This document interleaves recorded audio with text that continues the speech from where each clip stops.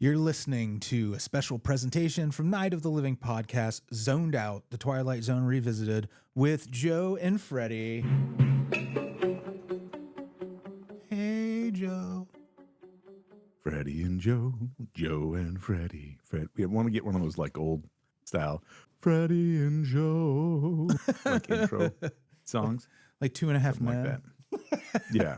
Was that what they do? I've never watched that show. I haven't really seen much of it, but their theme is men, men, men, men, men, men, men, men, which I always respected the simplicity of it. Right. Well, basics. Yep. I like that. So, we're talking about The Purple Testament, original air date. Yeah. Yeah. February 12, 1960. Richard L. Bear. For some reason. Yeah. Oh, I'm sorry. Go ahead, Joe. For some reason, I wanted to say that in like the Cobra Commander voice. The Old Testament. Testament. It's too early for Cobra Commander. It is. Yeah. You can't quite get there until the end of the day when you have all the day's worries on your vocal cords. Exactly. Everything's all tight, and you're like, I can't help to talk like this. I can't. No. All right. I'll stop interrupting. Go for it. No, you're good. Richard L. Bear has returned. He had directed Third from the Sun. This is the second of 7 episodes he'll direct. We talk about him more in that Third from the Sun episode. This one was written by Serling, and he's writing what he knows.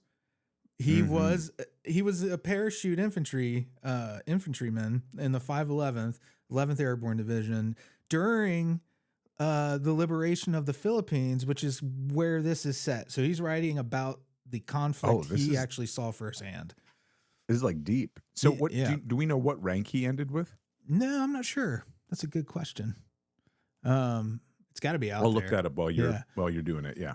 This music was Lucien Moraweck, who did 26 episodes in all. I like this. I like that they used. I like Dvorak, and I was listening to it, just kind of going back, which is a classical composer, and his name is spelled not how it sounds. It's Dvoraks, just K. Dvorak. Yep. Yeah. Yep. So he had this symphony number 9, and they used part of it in the show here, where some people sing it as Going Home, the melody from that, and the soldier is playing it on his harmonica. But it made me want to go out and listen to that piece of music again, in particular that second movement, and it reminds me so much of the Lord of the Rings theme. That super sweet, as he's leaving the Shire music with him and Samwise, and it's just interesting. Yeah. So if you listen to that symphony, you'll probably hear it too, because I Googled it just to see if other people had noticed it, and they say Howard Shore, who wrote that score, takes no. He says that it is not deliberate at all. But it's very, very similar. It's funny because I remarked on that tune because it sounded like, I swear we heard that in an earlier episode. Yeah, maybe the Western episode or something. I feel like it was like, oh, this sounds super familiar. Very sentimental. Yeah. Well, you probably did, because Lucien. I'm pretty sure that. And I think it's Moraweck. It's very, it's spelled strange. It's Moraweck. So I think it's Moraweck, but okay, I'm getting tongue tied on it. But that composer has worked on other episodes, so I feel like this piece, at least clearly had an influence on this composer, and it turning into. I was thinking of like the theme of Going Home, how that kind of organically became that. People sang it as Going Home. And that when Howard Shore came along and wrote that score for Lord of the Rings, that was about leaving home and then trying to come back home again. And I'm like, damn, it's like, it speaks to like some sort of like otherworldly connection between these composers, Yeah. And what we sense in music, But I just wanted to say it because the music really moves me, especially having a character play it, and on this one of the saddest instruments, the harmonica, is really even extra effective. Right. So we've got. Sorry, I went on so long about that. No, it's cool though, because I like, to your point, the music of the Twilight Zone is such a integral part that I think often gets overlooked unless you are somebody who is into that and really takes interest in it, and then you can point out, hey, did you realize there's this connection and this connection, and this is how all these pieces relate to each other. It really accentuates or brings out the special nature of the Twilight Zone being what it was, Yeah. with all the people who were involved. It speaks to the timelessness of it, because these are Yeah. like, if it was, these are different eras, and that same kind of musical theme is still something we kind of long to hear. That sound, it's a very forlorn kind of music, but it's very sweet. Yeah. And still kind of hopeful. So we got a cast of 16, including Serling. This was planned to air. This is so weird. This was planned to air on a different night, and a plane carrying 2 of the cast members crashed in the Caribbean Sea. And they were both injured but survived, and they weren't seriously injured. And they knew that their episode was airing that night, and they had to swim back to land, and they just talked about the episode while they were swimming back to land. What? Isn't that crazy? That's bonkers. Yeah. And How? yeah, like they were just discussing the show itself. Like, hey, remember when we did this thing? they were like, "Hey, I wonder if how this is going over on TV right now. We're in the middle of the friggin' ocean trying to escaping a plane crash." Wow. And they're just bullshitting. It makes me think, like, maybe, like, is there something about, not the, there's the Twilight Zone, not curse, but like of the movie, there was a number of different things that happened around that. But the piece of that, like, it was the hitch, it was a hitchhiker, right? And one of the other ones after that, where it was like, what is it with this show, with all the crazy incidents of plane crashes and people near death experiences, and maybe that's just because we're looking for them, and that just happens all the time. You don't realize how, or even then, maybe it was more often. We want meaning out of all that stuff when it goes that haywire, right? For sure. Yeah. And if there's any supernatural thing going on anywhere near it, we latch onto that because it gives us something. We'll take it. Yeah, we'll take it. Right. Those 2 actors were Richard L. Bear and William Reynolds. Actually, I'm sorry, Richard L. Bear, that was the director. The director is in the crash. Oh, okay. And William Reynolds. And the producer, Buck Houghton, decided to move the air date because they had crashed. I don't even know if he knew they were alive when he made that decision. And Reynolds was the he was the lead, the main guy. He's the guy who witnesses the Purple Testament. Yep. Riker, right? Or no, that's Dick York. Fitzgerald, yeah. Fitzgerald, yeah. So, just real quick before we get into the kind of synopsizing the episode, cast Dick York, who I'm sure anyone in our age group, Gen X, we know him as Darren Stevens, the original Darren Stevens, right? From Bewitched. Yes. Yes. And he was who was the guy who it was a Dick Sargent, right? Who replaced him? Yeah. That's right. They're both named Dick, and they both really looked a lot alike too. They have very similar face, and I think it was all about like the forehead, the eyes, the dark hair. The very very similar look. Yeah, just real expressive too. So he was on Bewitched. York has that. Yeah, sorry. He's more cartoonish though. I think he's got that. He has potential to be more expressive. He reminds me facially of I don't want to lose it now. He's in the new Roadhouse. Jake Gyllenhaal. Oh, of the kind of the eyes are real big and expressive, and just the shape of the face with the mouth and all that stuff. Yeah, I never thought about that, but you're absolutely right. Yeah. So this hasn't happened yet. Bewitched at this point. Yes. Because Bewitched comes later, I believe, and because he left Bewitched in '69 because he had a back problem. And he had like this degenerative spine disease and he ended up in I think bedridden for a while, and he was running. He started this foundation for like homeless and struggling actors. Oh wow. Yeah. And then let's see, he tried to get back into acting, but never really worked out. I know he has an addiction to painkillers, and then he had invested in some bad real estate in the 70s and lost everything he had. That sucks. So he's such a tragic story for poor Dick York. He seemed like an interesting guy, but I don't know anything about. It's like so many actors, they're putting on the persona, and you wonder what they're really like in real life. Yeah. So in this, he's Captain Phil Riker. He's like kind of represents maybe the audience's point of view on what's happening. Right. And then Lieutenant Fitzgerald, this is William Reynolds, whose full name is William de Klerk Reynolds. Some William French de Klerk Reynolds. The South African de Klerks? Probably. Originally, Dean Stockwell was going to play it, but then he had a scheduling conflict. But Dean Stockwell will appear later in Twilight Zone. And cool. if you don't know Dean Stockwell, again, Gen Xers probably do know him as was it Izzy? Or no, Ziggy was who he held for Al. He was he was Sam Beckett. I can't remember, something like that. Sam sounds right. The Quantum Leaper. Yeah. The Dean Stockwell was his counterpart that existed in the future and would appear as a hologram. A great character. Scott Bakula Dracula as the Leaper, and Dean Stockwell as the advisor. The man in the van kind of character. Yeah. In your action movies. Except he's telling him, what do you got to do to make things right? Anyways, I got hung up on Dean Stockwell because I love him.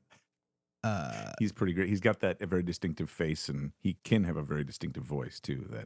Yeah, definitely. Al, I don't know what to tell you. Whatever. Yeah. But he did a lot of TV and stuff. I'll kind of skip over some of this. It's not super interesting. I took a lot of notes, and then I'm like, I took too many notes. This was a good, I didn't remember this episode exactly. I remembered kind of aspects or parts of it, and in the end, I usually watch the episodes. I try to watch them twice now, and do one like first impression, and then watch them again for notes. And the second time around, it kind of stuck with me.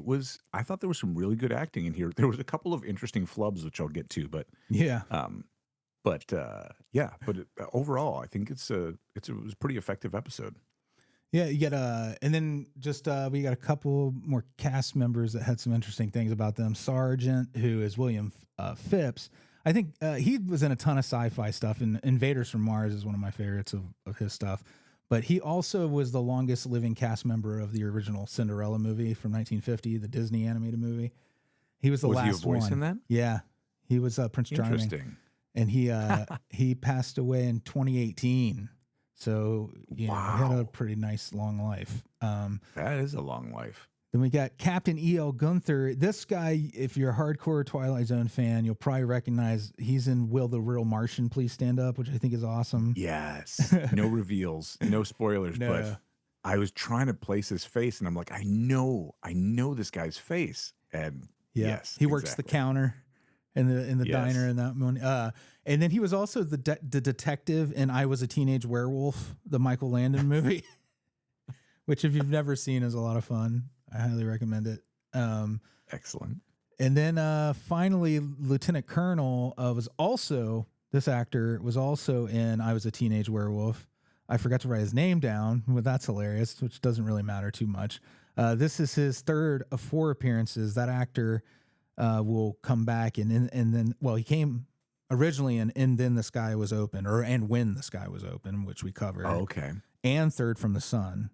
So he was in both of those. And then did he play military guy in both of those? You know what? He had to have at least in one of them, right? Because I feel like in When the Sky Was Open was mostly military type characters, wasn't it? I think so. I can't remember that. Or NASA people. We're only 20 episodes in, and it's like, wait, that space episode or this space episode with the military guys? He will appear finally in Praise of Pip. Okay. Yep.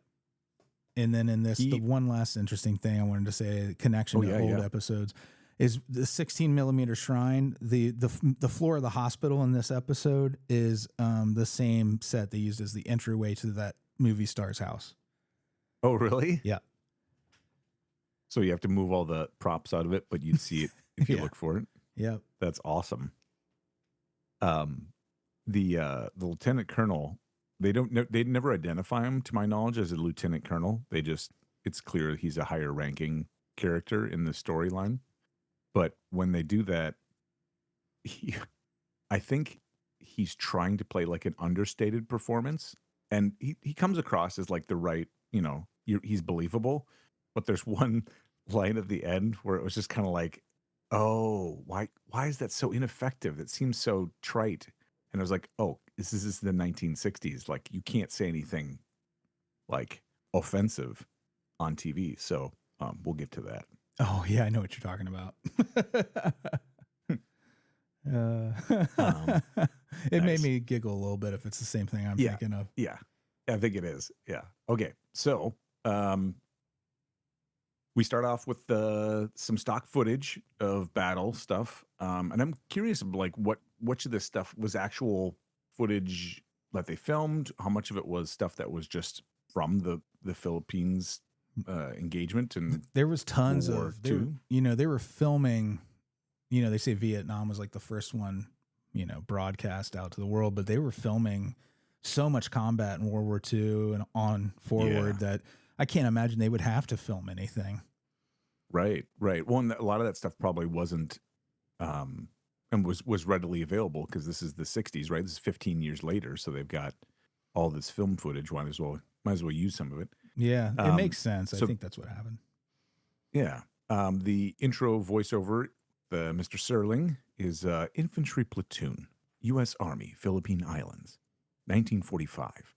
These are the faces of the young men who fight, as if some omniscient painter had mixed a tube of oils that were at one time earthen brown, dust gray, blood red, beard black, and fear yellow white. And these men were the models, for this is the province of combat, and these are the faces of war. And when he does that, it's basically just a bunch of men unloading from a truck after a mission, and it freeze frames and zooms in on this guy's face at the end, who was not even in the episode to my knowledge, other than this. Like, he was not highlighted at all. It was just like one guy, and maybe that was really intentional in that purpose of like, hey, just another soldier. Yeah. You're, kind of embracing that. Don't mind the dog in the background. He's excited that somebody's coming over to drop off eggs. Oh, nice. I thought that happened here when that, Oh yeah. couldn't tell the difference. So after the freeze frame, also Fitz, that character, William Reynolds, reminds me of Chris Pine, kind of. He has that kind of blonde-haired, stunning eyes, I'm sure, kind of look. And just as a little trigger warning for those, this was done in the 60s about a war in 1945. The term, there's a derogatory term used for Japanese soldiers in here.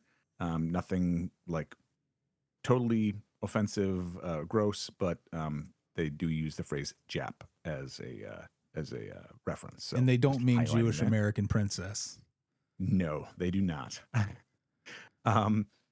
So the guys get home from the battle. The sergeant that you mentioned starts unloading the men, and they're kind of trying to account for who has passed, who has died. And Lieutenant Fitz comes up, and he's so Riker's kind of asking the sergeant, and then Lieutenant Fitz comes up as the leader of the mission, says Hibbard, Horton, Morgan, Levy. And so they kind of check in together. The sergeant goes off and does something else. And Riker checks in with the lieutenant and notices that he's kind of distressed. He says, he offers him a drink. And he actually says, I've got a bottle of Philippine tupa back in my tent. Now, it's not exactly bottled in bond, but you'd be surprised what it does to a man's outlook. So there was a couple of phrases in there that I'd never heard before. So I actually did a little research. Yeah. the subtitles referred to it as tupa, but it's actually referred to as tuba or Tuba in Philippines, and it's apparently a traditional palm wine made from the fermented sap of various palm trees, particularly coconut palms, and it's known as like a coconut wine. Was it tell So you a proof on there? actually, it does not. Actually, Oh, I didn't dig into it too far, but it's kind of interesting. But I also have never heard the phrase bottled and bond. Have you heard of that? no, I have no idea. So, I think it probably has something to do with shipping, right? well, he was like, it's not exactly bottled and bond. And so I looked that up, and apparently, if a spirit is labeled bottled and bond, it has to meet the following criteria. It has to be produced by a single distillery, by a single distiller at in one distilling season, spring or fall. Has to be aged for at least 4 years in a federally bonded warehouse under government supervision. Has to be bottled at exactly 100% proof, and the label must identify the distillery where the spirit was distilled, and if different, where it was bottled. You know, So I've had somebody try to explain that to me before, and it didn't totally yeah, stick that time either. But it was like a friend of mine took a class on bourbon, you know, and like got into yeah, that for a little while. And he had told me about kind of the weird regulations that are kind of universally accepted in that industry. And it's weird to me that a character that tells you a lot about that character is what I mean to say. Is he must also be like some sort of aficionado. well, he's real familiar with spirits, like the idea that that you would use that as shorthand for a high quality, Yeah. whiskey or whatever. Or a safe one that's sold in stores. Right, right. No, it's not exactly bottle and bond, Yeah, but he's you can drink this stuff and get sauced. like, this is kind of the equivalent of that milk you find outside the back of a place still in the crate. If you could snag one, no one would know. My uncle makes moonshine up in the hills. Yeah. So I wonder if it's along those lines. Anyway, so Fitz is still despondent, and so they go to Riker's tent, and Riker's like, and I actually took a huge captured a whole bunch of the quote here, because I think it's really an example of how in maybe, I don't know, 2-3 minutes they really take you from what is going on to giving you the whole substance of what this story is going to be about. And in the midst of it, really captures a number of nuances that I really like. So this is just as an example of really good dialogue to me. Again, written by Serling, that stands out. So I'm going to quote this whole big thing here. So Riker says, "Bad day, huh, Fitz?"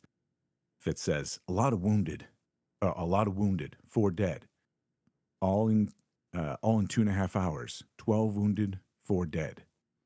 Anything special about the 4? Anything special? What do you mean?" "Well, Fitz, we've lost 4 men before. We've lost 8 and 10. You seem to be taking this a little harder than usual. I just wondered if there was something special." They've only lost men in even numbers. Right. "These men were all under 21. Does it have to be more special than that?" "No, it doesn't. But this has gotten to you, Fitz, more than I've ever seen. I'd just like to know why." "You're a perceptive man, Phil. It's the mark of a good officer, isn't it? To ward off trouble by anticipating." Riker's like, "Are you going to give me a hard time?" "I don't think so, Fitz. You're a good officer. You got guts and brains. Something has gotten to you. I told you. I'd like to know what it is." "Would you?" And so Fitz reaches into his pocket and pulls out a piece of paper and hands it to Riker. And Riker reads it: "Hibbard, Horton, Morgan, Levy." Fitz says, "Killed in action, Luzon, PI, 13th of January, 1945. And Riker says, "So? So you want to know what's gotten into me, Phil? I wrote those names down yesterday. I wrote them down before we went up." Riker pauses for a second and says, "Why did you write down the names, Fitz?" "Well, we had a weapons check, and I looked into their faces, and those 4 men." And he pauses for a moment, and Riker refills his cup. Fitz takes a long drink and then slams the cup down. Riker says, "Feel better?" Fitz says, I looked into those 44 faces yesterday morning. When I got to those 4, there was something special, a light or something. I can't describe it to you. There isn't any description. I looked into their faces and I knew this was their last day. I knew they were going to get it.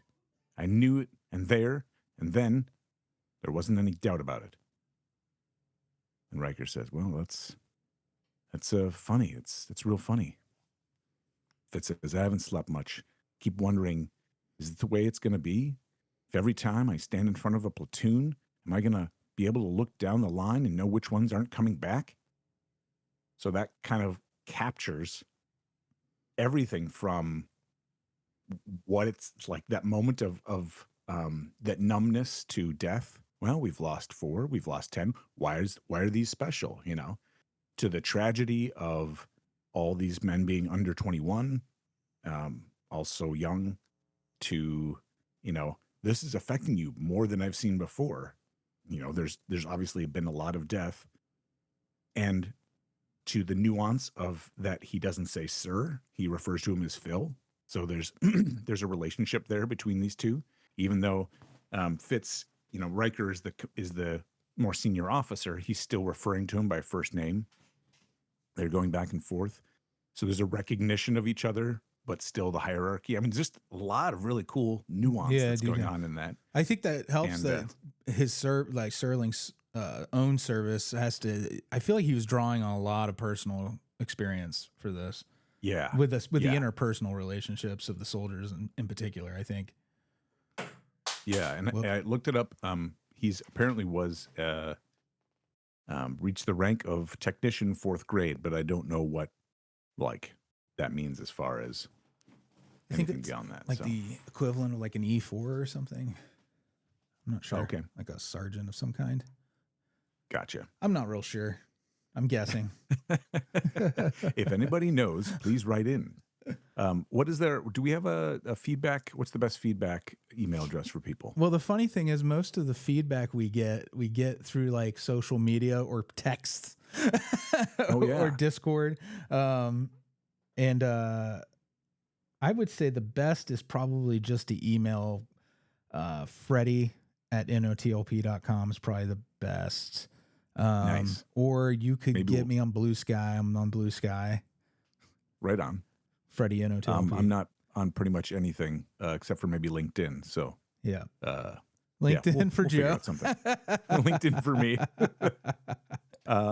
Okay, so they finished that big long thing, and it's pretty clear. Like Riker is like, this seems a little off, but he still, there's a trust relationship there. So there's something they're building off. So Riker goes and checks in with Captain Gunther, who says, hey, I think it might be wise to do a few tests. And Gunther's like, oh, he's here. And he's like, no, I didn't realize that. He's like, yeah, he's talking to one of his men upstairs. So Fitz is upstairs talking to Smitty, which I love that name. Yeah. You don't hear that these days. Tending to him. He's really checking in with him, like, give him a pep talk and, offering if he needs anything. It's showing him like being a really good officer. Again, I'm sure Serling's experience reflects on like what the characters are doing. And as he says his goodbyes, he sees the light flare up. And this is the first time we actually see what he actually sees. And you're like, I could describe that. Yeah, right. Kind of gets bright and then it kind of goes away. What gets a little blurry? Why can't you describe that? It's like something I just can't describe. It's almost like a flashlight in their face. That's about it. Maybe a gel that gets put there and taken out. I don't know. Seems pretty straightforward to me. So, and he does this, and then he faints, which I was like, oh, you don't see that. You know what I mean? You see reactions, you see big overstated stuff. He just passes out and falls over. Too much for him. And then, so he gets back up, and they're like, checking on him, and they go over to the Smitty, and Smitty is dead, like that, just gone. And so he Fitz goes downstairs, and he's kind of checking in, or Riker snags him and says, "Hey, hey, how's it going? You just checking on Smitty?" And Fitz was like, "Yeah, yeah." And Smitty's like, or Riker's like, "Yeah, he's the doctor says he's going to pull through," and he's like, "No, he's not. He's dead." Funny thing. Yeah, funny thing about that. And he at this point when he's describing what he saw to Riker, he's like, this is one of the funny flubs with me. He stumbles over the line, and I wonder if they just kept it either for time or because he was having trouble getting it all out, because there's a lot of words you had to say too. And he's like, he kind of says, I saw him with the look, the funny, the funny, the funny light or whatever it is, and then later with and like he kind of stumbles over his line there. Oh no, sorry. Let's see. Is that what? Yeah. So there's that, and then there's another one later where he's with Gunther. Who Gunther comes up at this point, and he's trying to like tell him. He's like, "Look, I saw these people die. There's something going on," and he's getting angrier and angrier. And the characters of both Riker and Gunther are captains, and Fitz is not a captain. He's lieutenant, and so they just let him kind of spin up and get angry because they're like, well, yeah, he just saw a bunch of people die, so we're going to let him spin out. So it's one of those nuanced performance things. And Fitz goes, what I want to know is, what does it take to make you guys realize that somewhere along the line I picked up a talent they don't teach at OCS, Officer Candidate School?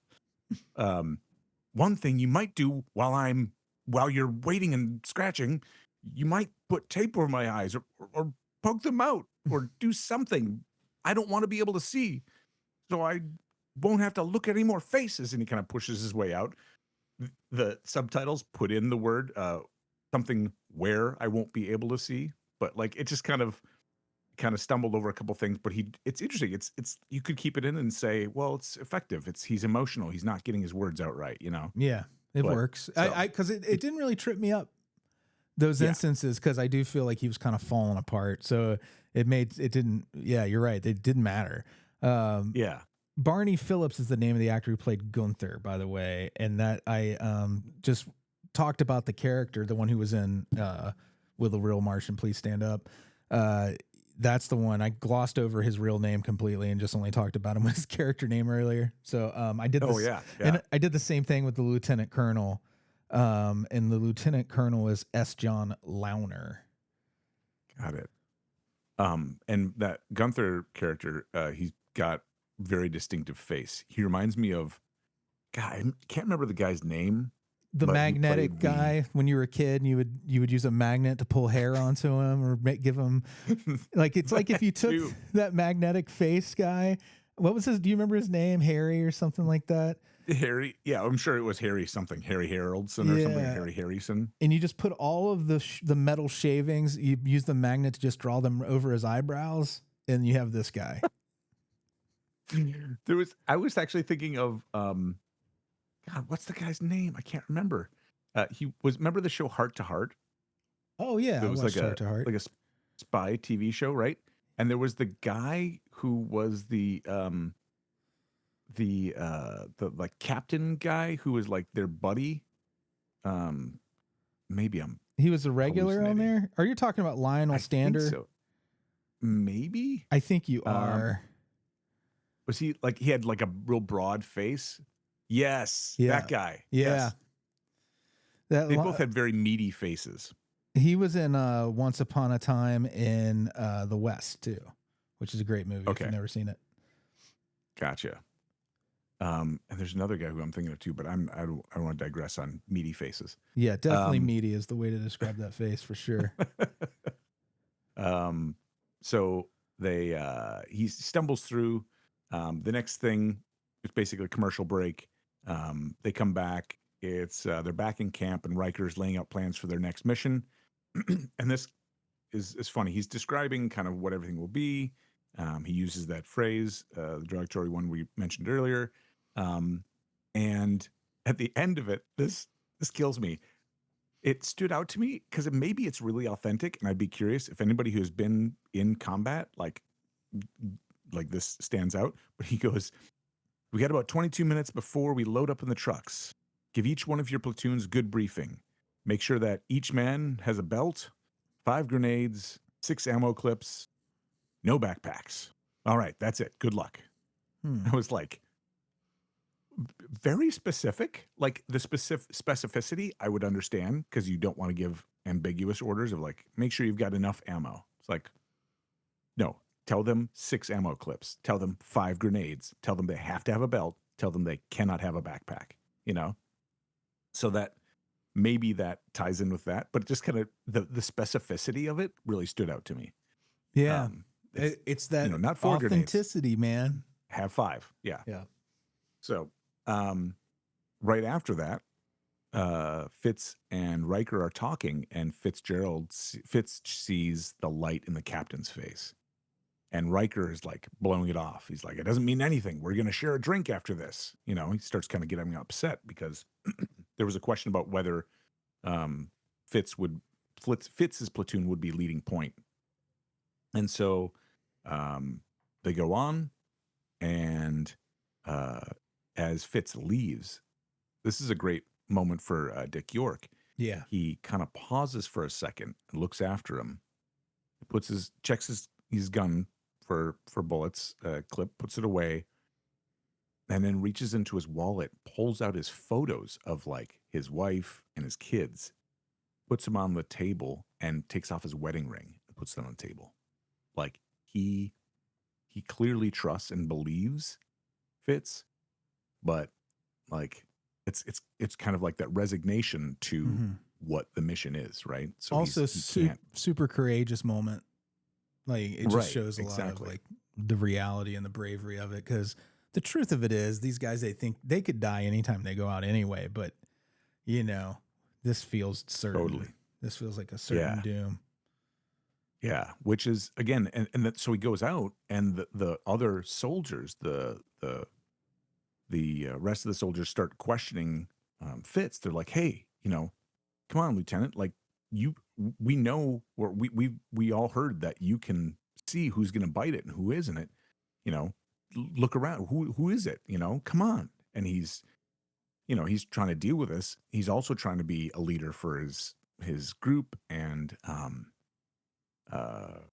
they kind of start pawing at him, and then right away Riker comes out and says, "Look, I don't know who started this gag, but it's just a gag. Nobody's a mind reader, and you know, nobody can do this stuff." And Fitz starts kind of looking around at all the men's faces, and it's interesting that the camera pans, you know, and you see all the faces of these different soldiers. Some of them look away, some of them are just looking forward, and he says, "Yeah, Captain, it's just a rumor." And it's interesting because he doesn't see anyone else's face light up. So he's realizing it's just going to be the captain.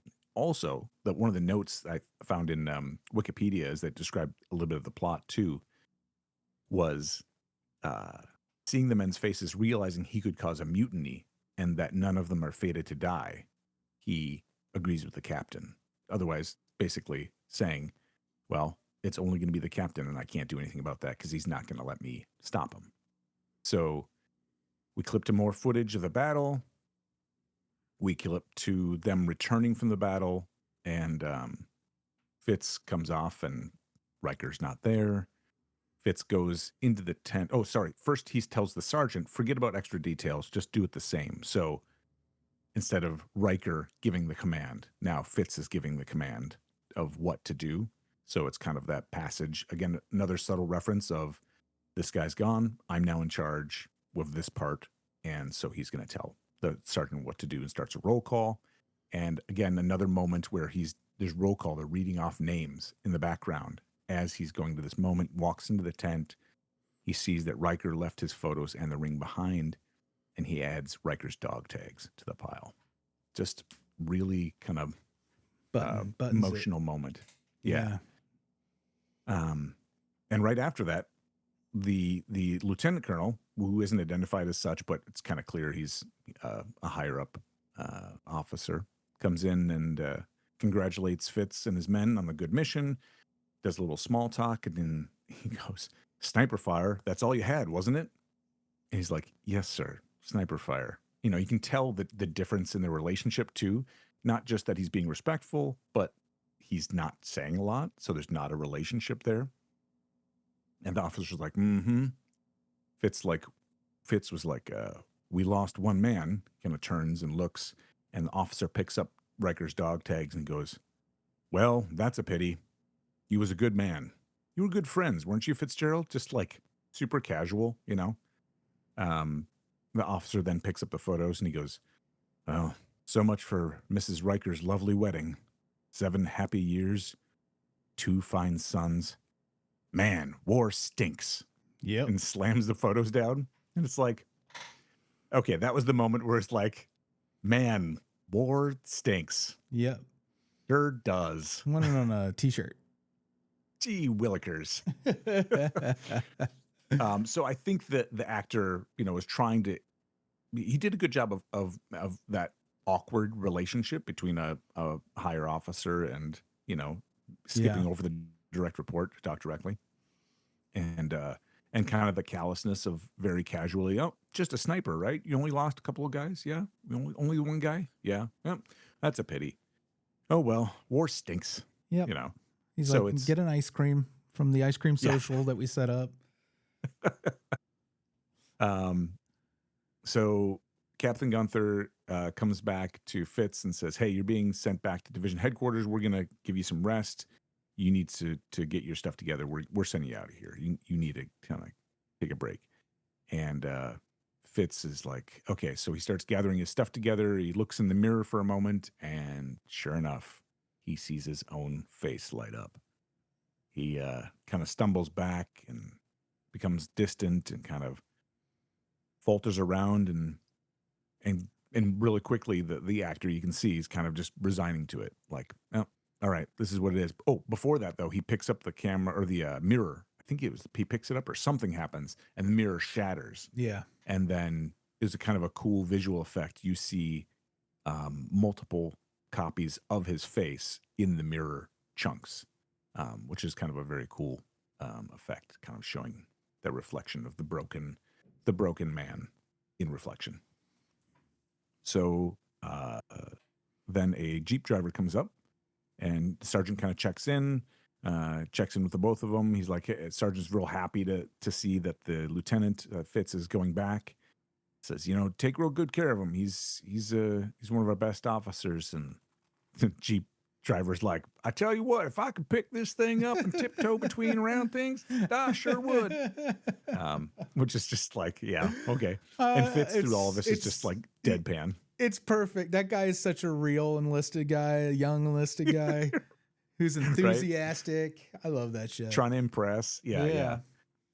And he goes, so they settle in, and he goes, "Well, Lieutenant, might as well get comfortable. I guess we got about a 4-hour ride." And Fitz looks over at him, and his face lights up, and he goes, "Do we? I doubt it." And then they drive off. He's like, "Man, we're screwed." Anyway, you gonna die. It would suck to have to get through like 3.5 hours of that ride, bouncing around with no suspension, beating your body all to hell. And then be like, "We're still gonna die. Can we just die already?" Yeah. So I thought that was gonna be the end of it, and they would drive away. But they do take it to another level. And again, I think this is another extra little statement. So they say they haven't completely checked the road ahead for landmines, so be careful. The soldiers are all gathered together, and one of them's playing the harmonica, playing that familiar tune, the Going Home. And the sergeant walks up and is like, "Hey, you're pretty good at that." And the guy says, "One-handed," because he's got the other bandaged up. And so he's playing that tune, and there's a boom in the distance. And the sergeant says, "Do you hear that?" The harmonica player and the other soldiers around him are kind of startling up, and they're like, "Thunder?" And no, first they're like, "Thunder?" And then sergeant goes, "I don't think so. It sounded more like an explosion." And you see all the soldiers kind of tense up and ready themselves. And then the soldier, now this is where I think that this was very intended, but it's hard to say necessarily. The sergeant sees that in the moment, goes, "Maybe it was thunder. Yeah, Yeah, that's probably what it was. Probably thunder. And then all the soldiers calm back down again and they start playing the tune again.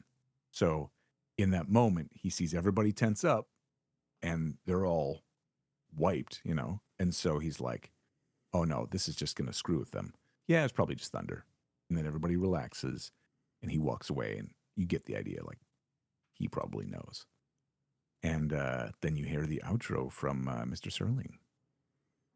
From William Shakespeare, Richard III, small excerpt.